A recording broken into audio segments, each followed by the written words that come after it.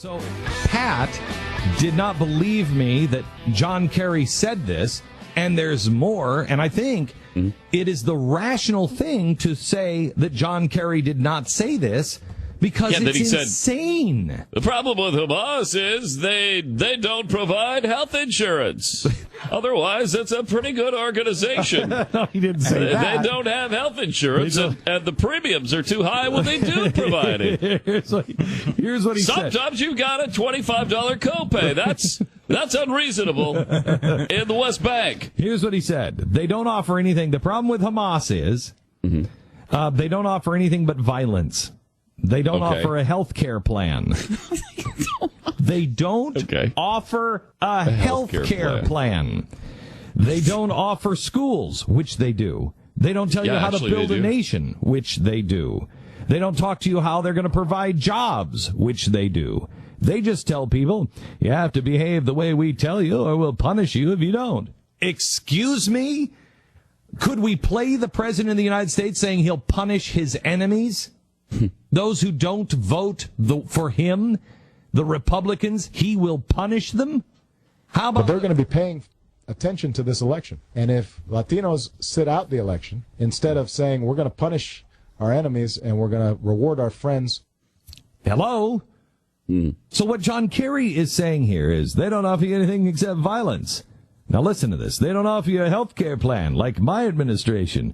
They don't offer to pay for all the schools like my administration, or tell you how to build a nation like you didn't build this, we'd build that.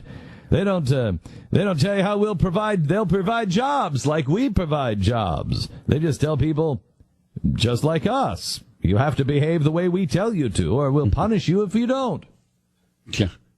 You're talking two sides out of your mouth. What are you saying? Now, add on top of that, he also said, and I'll tell you another thing, people are being ruled by a book that was written 1,000 or 2,000 years ago. Nobody wants to be ruled by a book, a 2,000-year-old dusty book.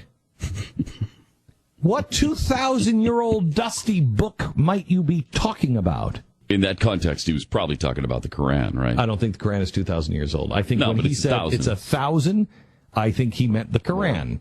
And then he said 2,000 to lessen the pain of saying the Quran. And to throw in the Bible as well. To throw in the Bible. Nobody wants to be ruled by those old dusty books. Yeah. When a Secretary of the United States of America should stand up and say, we are a Christian nation, and as a Christian nation, we accept all peaceful people.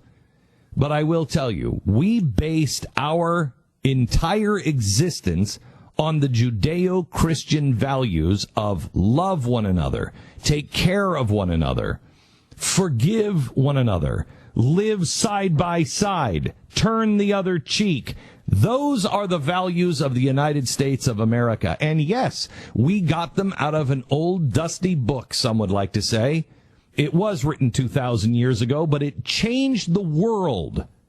Now, if you want to live on another book, that's fine. But if that book teaches you to kill instead of love, to hate instead of forgive, then you've misread a book, or then maybe that's a book that you shouldn't be reading.